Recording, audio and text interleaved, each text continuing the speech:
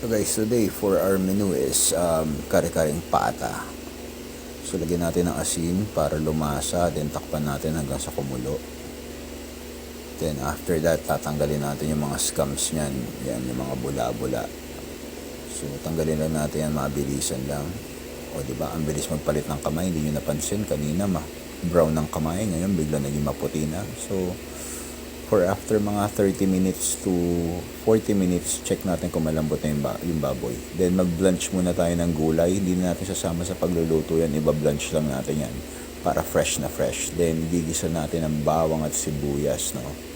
So ito kasi unconventional yung pagluluto na to. Yung iba kasi ginigisa pa nila after pakuluan yung recados, yung baboy, yung tuwalya, yung laman loob or something like that.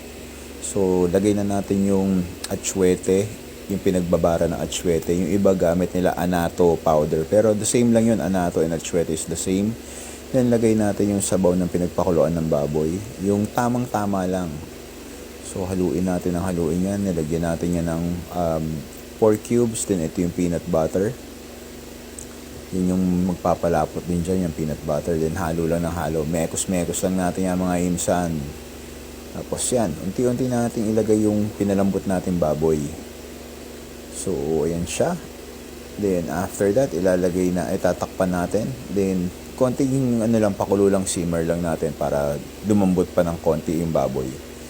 Then, after that, lagay na natin yung binlunch natin gulay. So, mabilis lang, di ba? Kesa sasama pa natin sa pakulo. So, yun lang ang tip ko, mag-blanch na lang tayo ng gulay para mas presentable siya. Ayan guys. Ito na ang ating kare-karing pata. Enjoy your meal guys. Thanks for watching.